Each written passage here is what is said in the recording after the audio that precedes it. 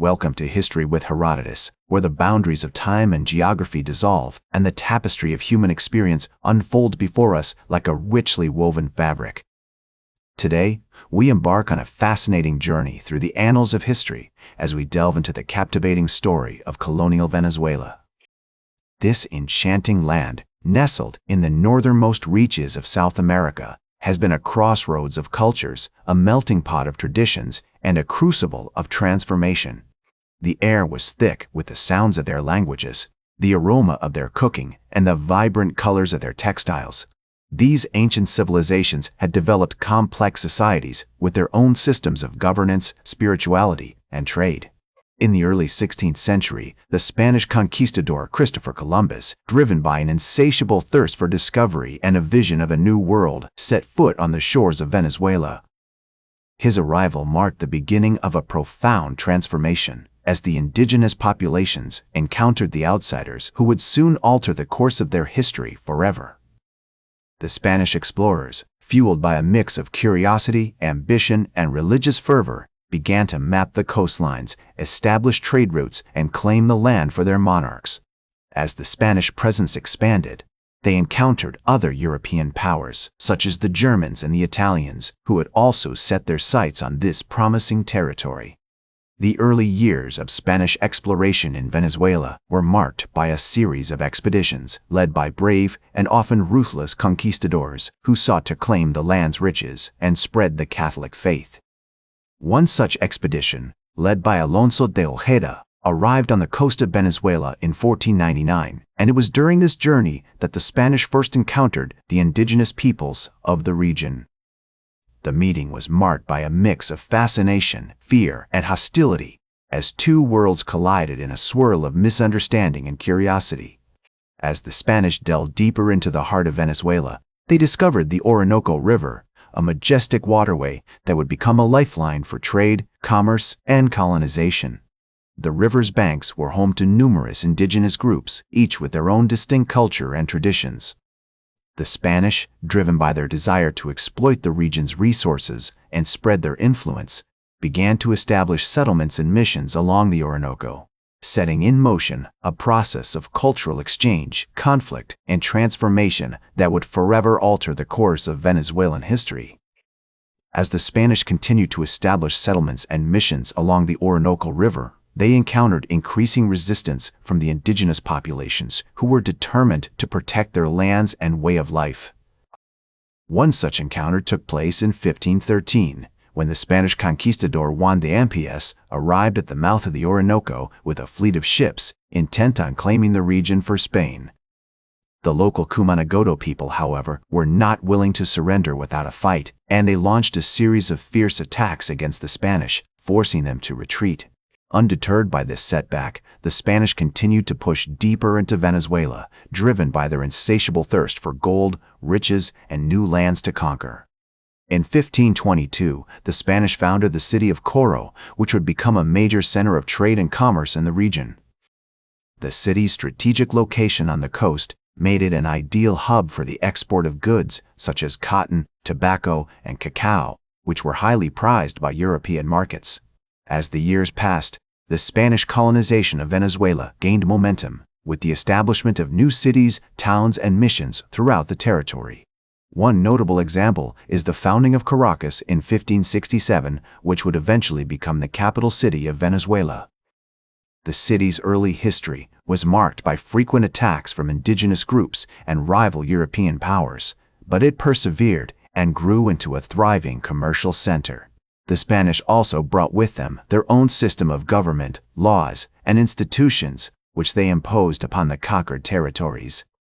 In 1528, the Spanish monarch Charles V granted the German banking family of Welser a concession to colonize and govern Venezuela, marking the beginning of a period of intense exploitation and oppression of the indigenous populations. The Welsers were notorious for their brutal treatment of the native peoples, forcing them to work in gold mines and on plantations under harsh conditions. Despite these challenges, the indigenous peoples of Venezuela continued to resist Spanish rule, with many rising up in rebellion against their colonizers. One notable example is the revolt led by the Cumanagoto leader, Herodotus, who in 1575 launched a series of attacks against Spanish settlements and missions, killing hundreds of colonists and destroying entire towns. The revolt was eventually crushed, but it marked a significant turning point in the history of colonial Venezuela as the Spanish began to realize that their control over the territory was not as absolute as they had once believed. As the 17th century dawned, Venezuela became an increasingly important hub for the Spanish Empire, with the city of Caracas emerging as a major center of trade and commerce. The city's port was bustling with ships carrying goods such as coffee, sugar, and tobacco to European markets, while the surrounding countryside was home to numerous plantations and ranches. However, this period of growth and prosperity was also marked by intense conflict and competition between rival European powers, including the Dutch, English, and French, who sought to challenge Spanish dominance in the region. In 1632, the Dutch established a colony on the island of Curaçao off the coast of Venezuela, which became a major hub for smuggling and piracy. The Spanish responded by launching a series of attacks against the Dutch colony, but they were ultimately unable to dislodge them from the island. This marked the beginning of a long period of conflict between Spain and its rivals in the region, with Venezuela often finding itself at the center of these struggles. The 18th century saw significant changes in colonial Venezuela as the Spanish Empire began to undergo a series of reforms aimed at modernizing its administration and economy. In 1739, the Spanish monarch Philip V established the Intendencia de Caracas, a new administrative system that gave greater autonomy to local officials and encouraged economic development in the region. The reforms had a significant impact on Venezuela, leading to increased trade and commerce, as well as the growth of a thriving middle class. However, these changes also created new tensions and conflicts, particularly between the Spanish colonizers and the indigenous populations, who continued to resist Spanish rule. In 1769, a major rebellion broke out in the Andean region of Venezuela, led by the indigenous leader, Juan de Dios Cartaya, who demanded greater autonomy and rights for the native peoples. The revolt was eventually crushed, but it marked a significant turning point in the history of colonial Venezuela, as the Spanish began to realize that their control over the territory was not as absolute as they had once believed. As the 18th century drew to a close, colonial Venezuela continued to experience significant changes, with the Spanish Empire's grip on the territory beginning to loosen.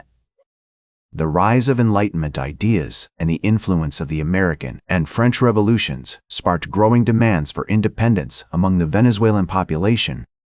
In 1810, a group of Creole patriots, led by Simón Bolívar, declared Venezuela's independence from Spain, marking the beginning of a long and bloody struggle for freedom. The war for independence would rage on for over a decade, with Bolívar emerging as a key leader in the fight against Spanish rule. In 1821, he led the Venezuelan forces to a decisive victory at the Battle of Carabobo, securing independence for the territory.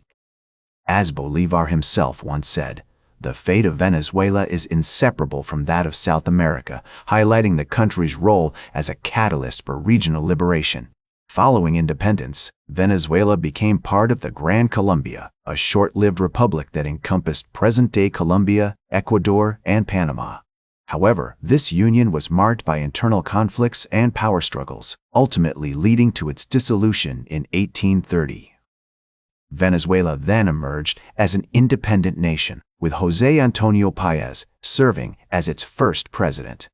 The 19th century saw significant economic growth and modernization in Venezuela, driven primarily by the expansion of the coffee and cocoa industries. The country also experienced a period of relative stability, with the exception of a devastating civil war that lasted from 1859 to 1863. This conflict, known as the Federal War, pitted liberal and conservative factions against each other, resulting in widespread destruction and loss of life. In the late 19th and early 20th centuries, Venezuela underwent significant transformations, driven by the discovery of oil in 1914. The country's economy became increasingly dependent on petroleum exports, leading to rapid modernization and urbanization. However, this also created new social and economic challenges, including inequality and environmental degradation. Today, colonial Venezuela is remembered as a complex and multifaceted period in the country's history, marked by both oppression and resistance. The legacy of Spanish rule can still be seen in the country's architecture, language, and cultural traditions. As Venezuelan historian Carlos Felipe Gómez puts it, the colonial experience was a crucible that shaped our identity and forged our nation. Despite its challenges and controversies, colonial Venezuela played a significant role in shaping the course of modern history. The country's struggle for independence inspired similar movements across Latin America, while its economic and cultural developments contributed to the region's growth and diversification. That's all for today's History with Herodotus. Remember to like, share, and subscribe, and until next time, remember that to understand the present, we must first understand the past.